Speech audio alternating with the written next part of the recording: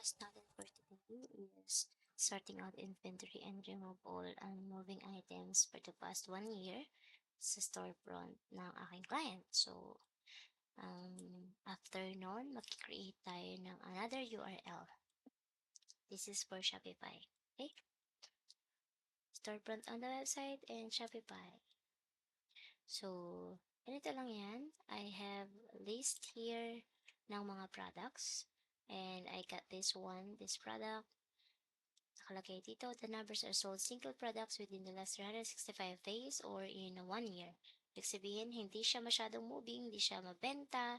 So, we need to change and remove this one. How to remove this is to get this unique number they have, title, whatever. Then go to products, tatype ko siya dyan. Ito na siya, lumabas siya. So, since active siya, ini-open ko isa-isa ang bawat products and I'm getting the link here on the bottom. This is the URL handle. Itong URL handle na ito ay kailangan ko siyang i-change, i-update, i-redirect. So, bakit natin kailangan i-redirect is para yung SEO ranking ng ating website, hindi siya mag-error 404, 303, 333, hindi siya magkaroon ng error. That when the client is searching for the specific product, like halimbawa, nag-search sila ng zebra, Africa, or what, these keywords, pag lumabas yan sa Google, kinlik nila na hindi mo nagawan to ng URL handle or na-recreate ka ng redirection link, mag-e-error sila. So, kaya natin kailangang i-gawa ng redirection link para hindi siya mag-error once na ma-search ito ng client. So, dito na ako sa Photorolo. I'm gonna copy this one. Yung URL handle na to is kung ano yung nasa website, iyan yung kanyang link. So, how to check is here.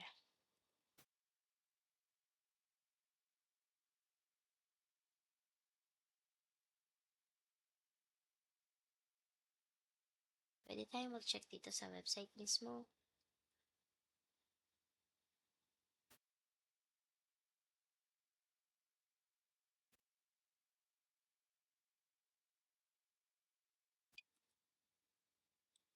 Na-redirect link ko na pala ito. So, dahil na-redirect link ko na, ito siya.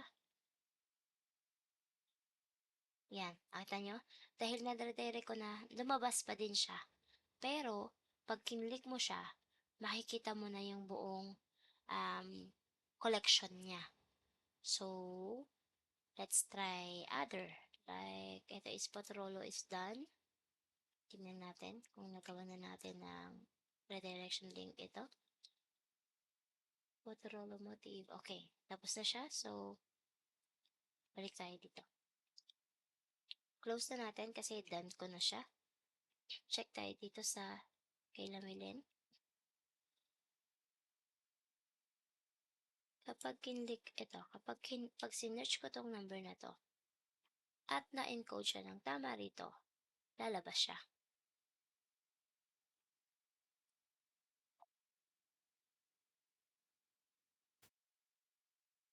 Isa na lang siya. Ayan siya. Lalabas siya sa lahat ng product. So, nasan siya? Lamilin.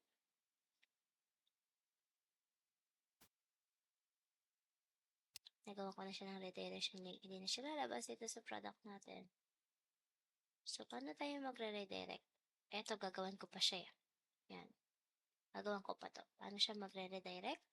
Pupunta ka dito sa, di ba Shopify mo, nakalagin ka, no? Punta ka sa online store, navigation, tapos, online store navigation and then menu. Makikita mo to, URL directs and create menu. You don't have to click the create menu. Punta ka lang sa URL directs. Then, dito mo siya makikita kung ano yung mga product na meron na. Since meron na siya, hindi na nga siya kailangan.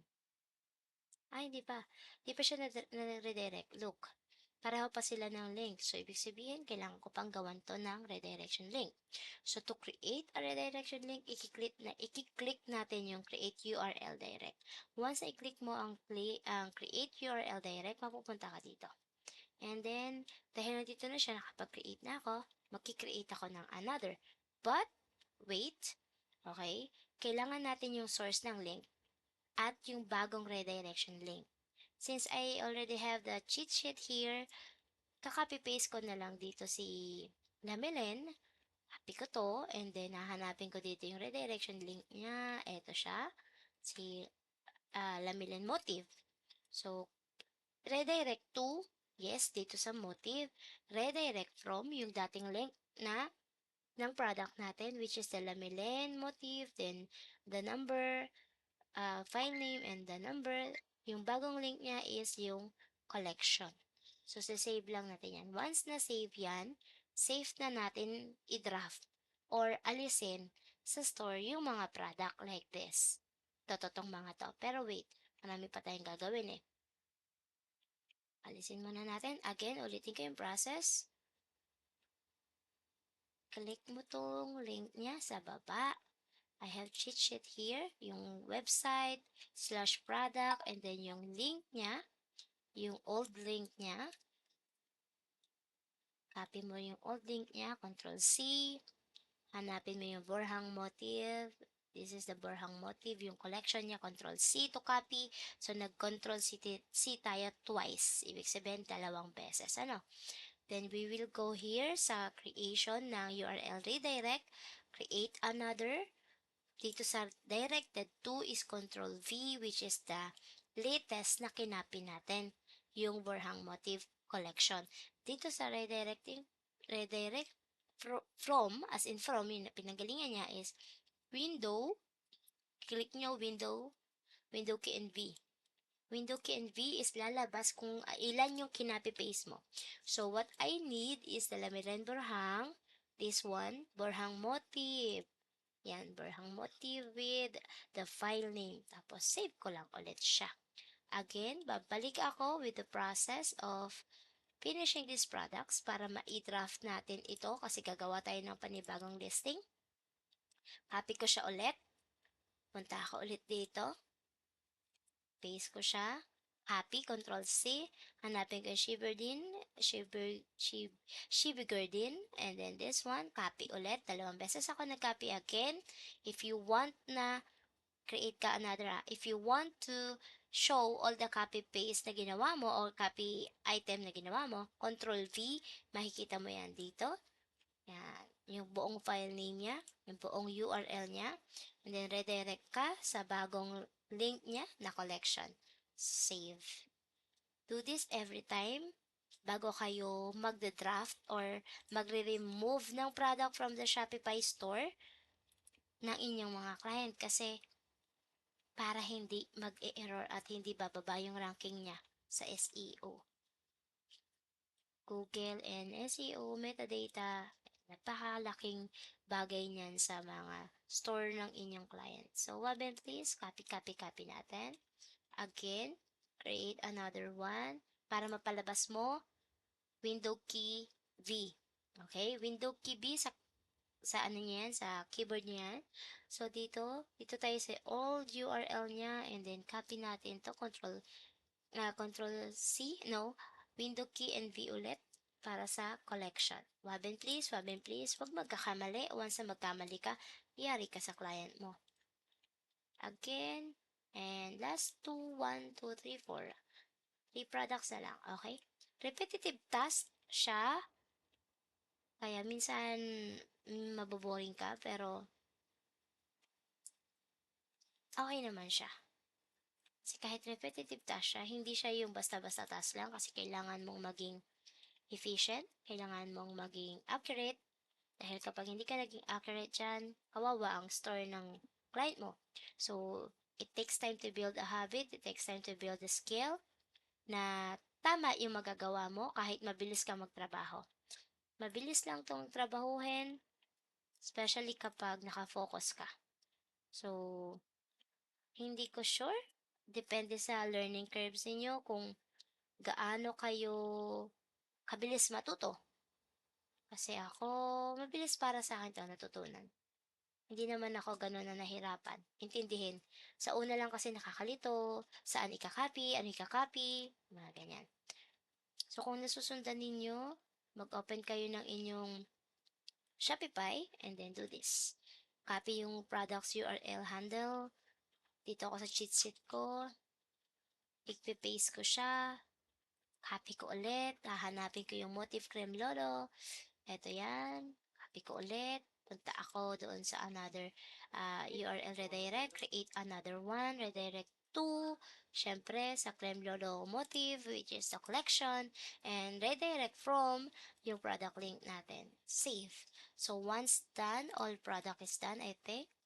So, natapos ko na siya. Yan. Dito, gagawin ko dito ay ipipaste ko dyan ulit yung number. Titignan ko kung yung number niya is nagkaroon na ng redirection or nagawan ko na ng redirection. So, ito yung na-highlight ko lang yan. Ibig sabihin, nagawa ko na. Ang dami ko pang product. So, balik tayo kay redirection link. Yan. Lalabas na siya dyan. Ito na yung mga ginawa ko. Ito na yung bagong redirection. 1, 2, 3, 4, 5, 6, 7, 8, 9, 10. 1, 2, 3, 4, 5, 6, 7, 8, 9, 10. Yan, 10. So, 10. Ilang item to? 10 din nakalagay. So, tama.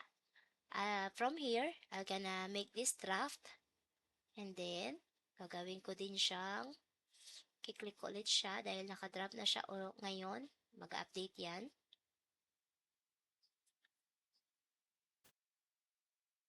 Ayan. Save as draft na siya. Gagawin ko ngayon, i-archive product ko siya. So, kapag in-archive product ko na po yan, hindi na natin to makikita sa store. Ito na siya. Wala na siya sa store. Lahat ng makikita mo rito at mariresearch mo dito ay all about 2.7. Okay? Ang ayaw niyang matanggal.